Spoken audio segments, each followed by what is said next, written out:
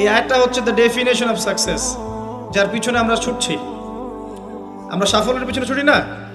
সফল হতে হবে, নিজের পায়ে দাঁড়াতে হবে, টাকা পয়সা করতে হবে, বাড়ি গাড়ি করতে হবে, ব্যাংক ব্যালেন্স করতে হবে, জমি জমা করতে হবে, একটা সুন্দরী গার্লফ্রেন্ড চাই, একটা স্ত্রী চাই, তাই না? আমরা সাফল্যের পিছনে ছুটতে চাই।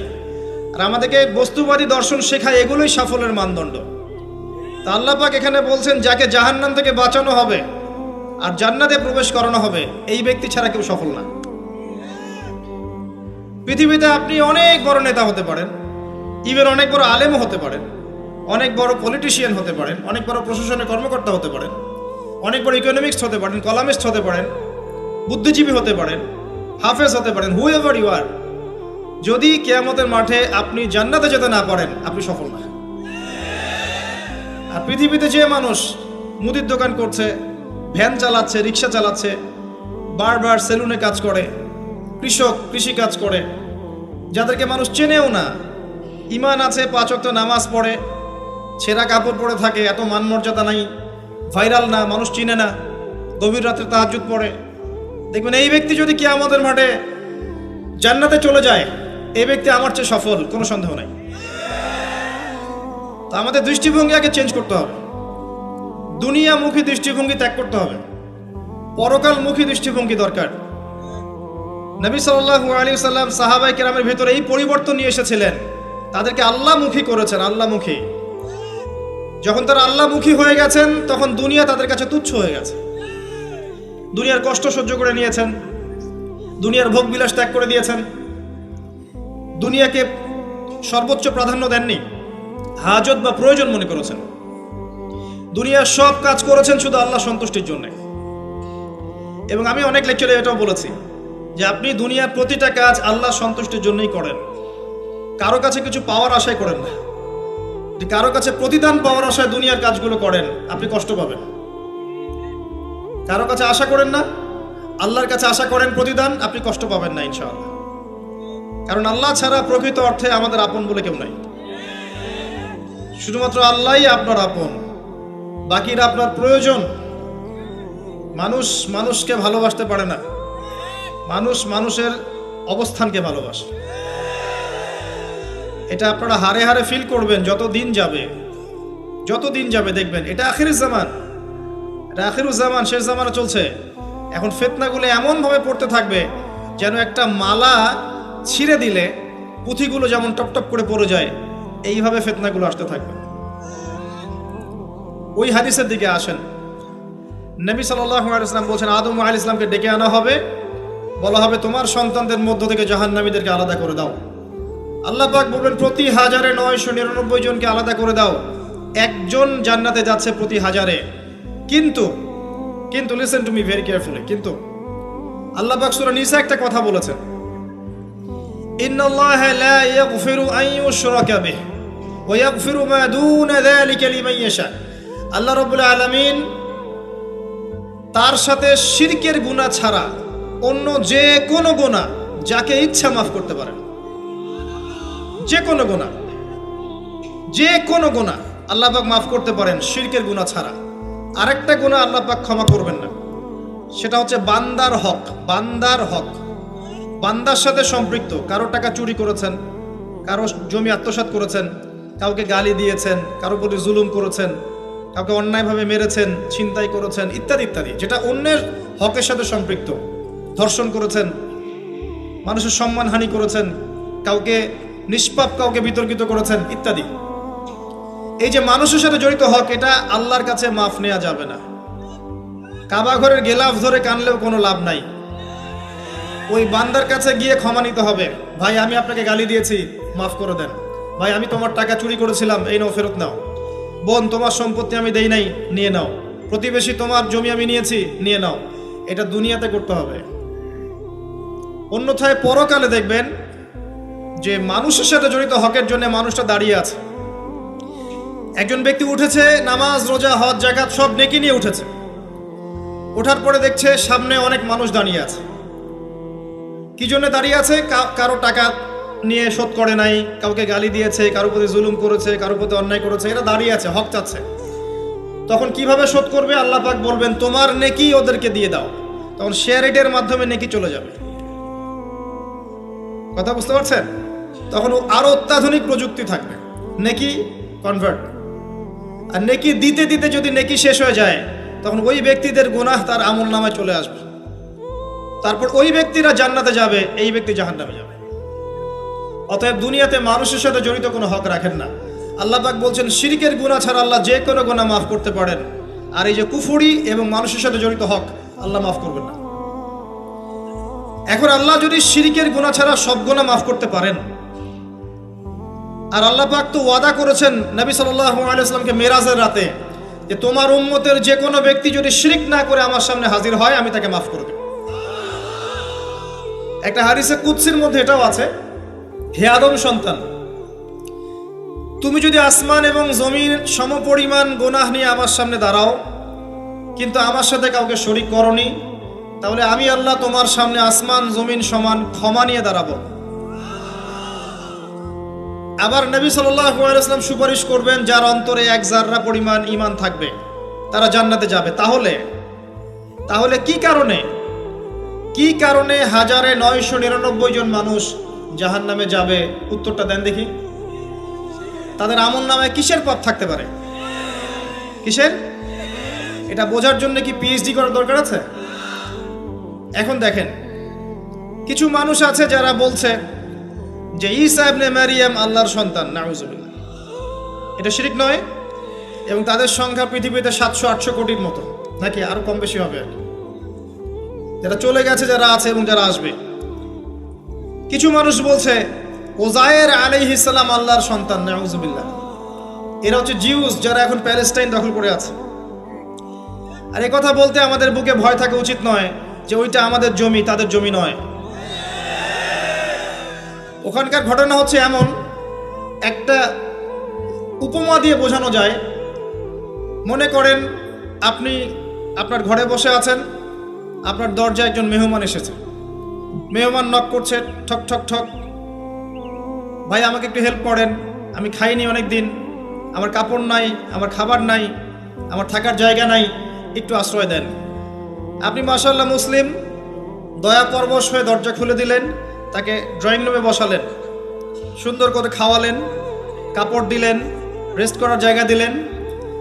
এবার সে সেখানে থাকতে থাকতে পরিকল্পনা করলো যে আপনাকে আপনার বাসা থেকে বের করে দিবে। একদিন আপনাকে ঘাট ধরে আপনার বাসা থেকে বের করে দিল, দিয়ে দরজার ভিতর থেকে লাগিয়ে দিল। এখন দরজার বাইরে দাঁড়িয়ে আপনি নক করছেন, আমার ঘর আমাকে ফেরত দাও, আমার ঘর আমাকে ফেরত দাও। আর এই ব্যক্তি বলছে আপনি জঙ্গি, আপনি সন্ত্রাসী। এটা হচ্ছে সবচেয়ে সেরা উদাহরণ প্যালেস্টাইন এক্সাম্পলের। তো এরা বলছে ওজায়ের আলাইহিস সালাম আল্লাহর সন্তান। একটা কথা আমি বলি, হতাশ হবেন না। ফেরাউন তার দলবল নিয়ে যখন লোহিত সাগরে ধাওয়া করছিল মুসা আলাইহিস সালামকে, আল্লাহ পাক কি করেছেন? আল্লাহ পাক সব সৈন্যকে আগে লোহিত সাগরে এনেছেন, আনার পরে মুসা আলাইহিস সালামকে পার করে দিয়েছেন। তারা যখন মাঝখানে এসেছে তখন আল্লাহ পাক ডুবিয়ে দিয়েছেন। ঠিক আছে? আল্লাহ পাক ঠিক একই কাজটা করবেন ইনশাআল্লাহ এই জেরুজালেমে ইনশাআল্লাহ তাআলা। সবাইকে এনেছেন আল্লাহ পাক পৃথিবীর বিভিন্ন জায়গা থেকে। একটা নির্দিষ্ট সময় পর্যন্ত ওরা বিশ্বকে রুল করবে সামনে, একটা নির্দিষ্ট সময় পর্যন্ত এরা বিশ্বকে শাসন করবে সামনে অচিরেই। কিন্তু এরপরে আল্লাহ রাব্বুল আলামিন ঈসা ইবনে মারিয়ামকে নামাবেন এবং তার হাতে তাদের নেতা মাসিহুদ দাজ্জাল নিহত হবে ইনশাআল্লাহ তাআলা। এবং পুরো কমিউনিটি একসাথে কলাপস করে যাবে, পৃথিবী থেকে তার নাম অস্তিত্ব মুছে যাবে ইনশাআল্লাহ তাআলা। আল্লাহ পাক ওই লোহিত সাগরের সুন্নাহ এখানে অ্যাপ্লাই করবেন ইনশাআল্লাহ। আল্লাহ পাক এই কারণেই একত্রিত করেছেন, এটা আল্লাহ পাকের স্টাইল, সুন্নাহ। আসেন, এরা বলছে ওজাইর আলাইহিস সালাম আল্লাহর সন্তান। আবার দেখেন কিছু মানুষ বলছে আল্লাহকে পাওয়ার জন্য স্ট্যাচু ওয়ার্শিপ করা যায়, এরা হচ্ছে আল্লাহকে পাওয়ার মাধ্যম। কিছু মানুষ বলছে কবরে সেজদা করা যায়, কবরে শায়িত ব্যক্তি আল্লাহর কাছে সুপারিশ করবে। কিছু মানুষ বলছে আল্লাহ ছাড়া অন্য কারো কাছে দোয়া করা যায়, তিনি অনেক বুজুর্গ ব্যক্তি ছিলেন, আমার দোয়া পৌঁছে দিবেন আল্লাহ পর্যন্ত। কিছু মানুষ বলছে আল্লাহ ছাড়া অন্য কারো নামে নজর করা যায়, জবাই করা যায়, কসম করা যায়, ইত্যাদি ইত্যাদি। আর কিছু মানুষ আল্লাহর হালালকে হারাম করছে, আল্লাহর হারামকে হালাল করছে। কিছু মানুষ তাকদীরকে অস্বীকার করছে, ভাগ্যকে অস্বীকার করছে। কিছু মানুষ দুনিয়া নিয়ে এতই ব্যস্ত হয়ে আছে, দিনের যাররা পরিমাণ ফিকির নাই। আবার কিছু মানুষ এই উম্মতের মধ্যে দাবি করছে মুহাম্মদ সাল্লাল্লাহু আলাইহি সাল্লাম শেষ নবী নন, আরও নবী আসতে পারে, এবং তারা প্রকাশ্যে মাহফিল করারও চেষ্টা করছে এখন বাংলাদেশে। আবার কিছু মানুষ বলছে আমরা কোরআন মানি, হাদিস মানি না। এই যতগুলো কথা আমি বললাম এর প্রত্যেকটাই হচ্ছে শিরক। এই শিরকগুলো হয় তিনভাবে: চিন্তায় শিরক হয়, কথায় শিরক হয়, এবং কাজে শিরক হয়। চিন্তা, কাজ এবং কথা, আকীদায় শিরক থাকে, আমলে শিরক থাকে, আবার কথাতেও শিরক থাকে। এই শিরকের পাপের কারণে আল্লাহ রাব্বুল আলামিন বেশিরভাগ মানুষকে জাহান্নামে দিবেন, বলেন নাউযুবিল্লাহ। কিন্তু কারো আমল নামায় যদি শিরকের পাপ না থাকে, শিরক থেকে তওবা করে যে কোনো পাপ নিয়ে সে কবরে যায়, 99% সম্ভাবনা আছে এই মানুষকে আল্লাহ পাক মাফ করে দিবেন। তাহলে আমরা আজকে এতটুকু শিখলাম, প্রথমে সবচেয়ে বেশি কেয়ারফুল থাকতে হবে শিরকের ব্যাপারে, সবচেয়ে বেশি কেয়ারফুল থাকতে হবে শিরকের ব্যাপারে এবং বেদাআতের ব্যাপারে। এটা কি জিনিস? বেদাত হচ্ছে এমন জিনিস, মানে আমিলা আমালান লাইসা আলাইহি আমরুনা ফাহুয়া রাদ। নবী সাল্লাল্লাহু আলাইহি ওয়াসাল্লাম বলেছেন, কেউ যদি এমন কোনো কাজ করে ইসলামের মধ্যে যে কাজের পিছনে আমার কোনো দলিল নাই, প্রমাণ নাই, আমার পক্ষ থেকে কোনো আদেশ নাই বা নিষেধ নাই, কোনো হুজ্জত নাই, এটাই বেদাত, প্রত্যাখ্যাত। মানে আপনার প্রতিটা কাজ হতে হবে শুধুমাত্র নবী সাল্লাল্লাহু আলাইহি ওয়াসাল্লামের সুন্নাহ মতো। এই জায়গায় নতুন কোনো পদ্ধতি চালু করলে আপনি বেদাতি হয়ে যাবেন। বেদাতির পরিণতি কি? তার সমস্ত আমলগুলোকে আল্লাহ পাক ধুলো বানিয়ে দিবেন। দলিল সূরা ফুরকান। সবকিছু বলার সময় পাচ্ছি না মাহফিলে। আরো কি? আরো আছে। বুখারী হাদিসে এসেছে, নবী সাল্লাল্লাহু আলাইহি ওয়াসাল্লাম হাউজে কাউসারের সামনে দাঁড়িয়ে থাকবেন, এবং এই কাউসারের পানি যে একবার পান করবে কিয়ামতের মাঠে, সে আর কখনো পিপাসার্ত হবে না। নবী সাল্লাল্লাহু আলাইহি ওয়াসাল্লাম পানি পান করাবেন উম্মতকে, হঠাৎ পর্দা পড়ে যাবে।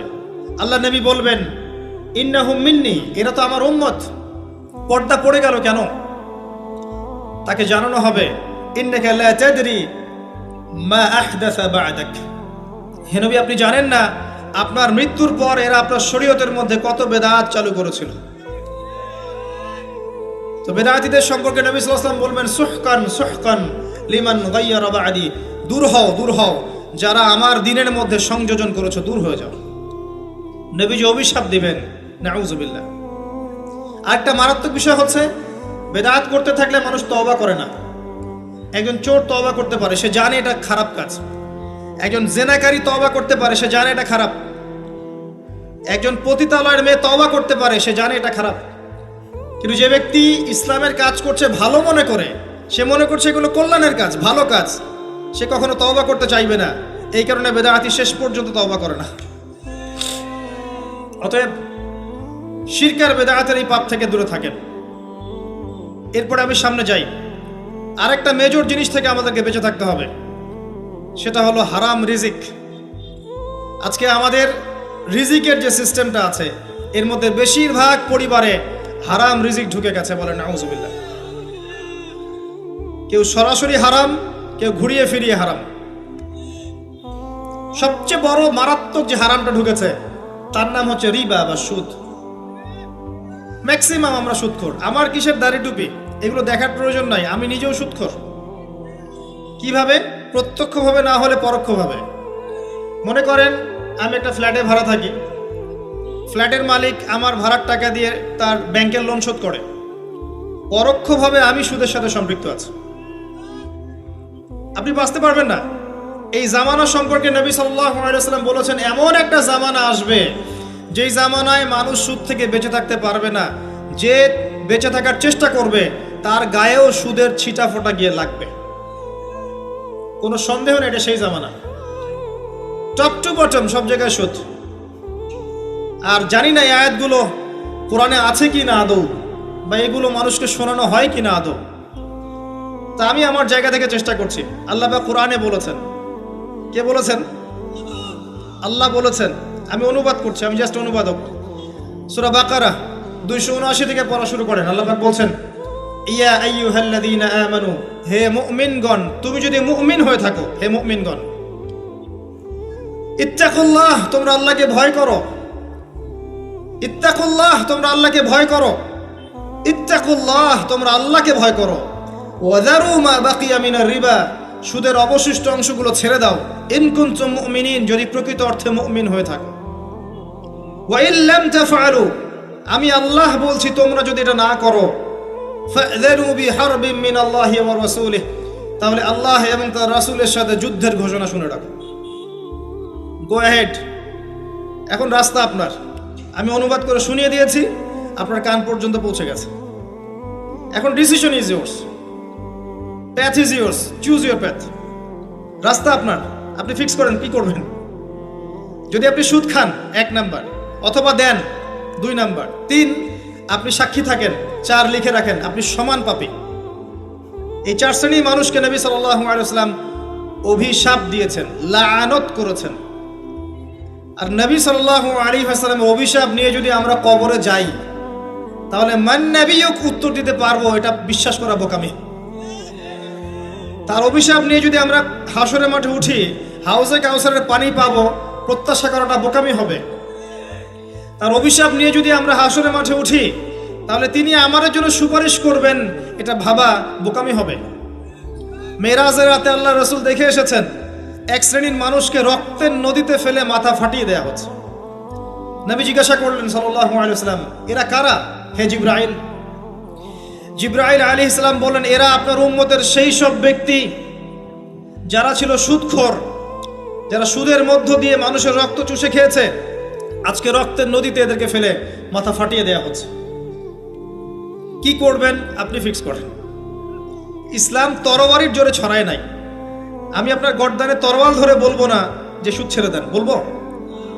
কেউ বলবে না। ইসলাম এভাবে ছড়ায় নাই। ইসলাম সৌন্দর্য দিয়ে ছড়িয়েছে, সুন্দর উপদেশ দিয়ে ছড়িয়েছে। উদউ ইলা সাবিলি রাব্বিকা বিল হিকমা ওয়াল মাউইযাতিল হাসানাহ ওয়াজাদিলহুম বিল্লাতি হিয়া আহসান, এভাবে ইসলাম ছড়িয়েছে।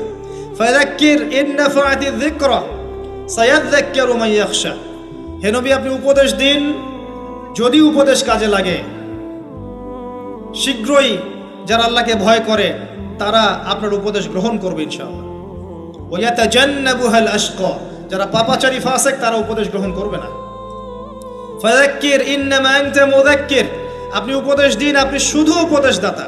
লাস্তা আলাইহিম বিমুসাইতির, আপনি কারো উপর দারোগা নন। এটা একজন দায়ীর কাজ, একজন আলেমের কাজ, এর বেশি কিছু না। আমাদের ম্যাক্সিমাম রিজিকের মধ্যে সুদ ঢুকে গেছে। হয় আমরা খাচ্ছি, না হলে দিচ্ছি, না হলে সাক্ষী থাকছি, না হলে লিখে রাখছি। আরেকটা কথা বলি, এই হাদিসটাও শুনে রাখেন। নবী করিম সাল্লাল্লাহু আলাইহি ওয়াসাল্লাম কার নবী? আপনার তো, আপনারই তো নবী। তিনি বলেছেন সুদের পাপের 73টা শাখা আছে। কতটা? যার সর্বনিম্ন শাখা হচ্ছে নিজের মায়ের সাথে জেনা করা। এখানে যদি একটা বিল্ডিং থাকে, যে বিল্ডিং এর মধ্যে মনে করেন কথার কথা না আউযুবিল্লাহ অনেক প্রস্টিটিউট মহিলা আছে, কথা বুঝতে পারছেন? এখানে আছে অনেক প্রস্টিটিউট মহিলা, যারা এখনকার ভাষায় সেক্স ওয়ার্কার্স, কারণ তারা যৌনকর্মী বলতে চায়, পতিতা শব্দ ইউজ করতে চায় না। তারা এটাকে একটা স্বীকৃতি দিতে চেষ্টা করছে আর কি। সেক্স ওয়ার্কার্স, এটা একটা কাজ। নাউযুবিল্লাহ। এই কারণেই সমাজে বেশি বেশি মহামারী ছড়াবে। এই কারণেই সমাজে এমন কিছু পাপ ছড়াবে, এমন কিছু রোগ ছড়াবে যে এই রোগগুলো কখনো ছিল না ইতিহাসে। এই কারণেই হাদিসে এসেছে, শেষ জামানায় যখন অশ্লীলতা বেড়ে যাবে, বেহায়াপনা বেড়ে যাবে, নগ্নতা বেড়ে যাবে, তখন সমাজে বেশি বেশি এমন রোগ ছড়াবে যে এই রোগগুলো আগে কখনো ছিল না।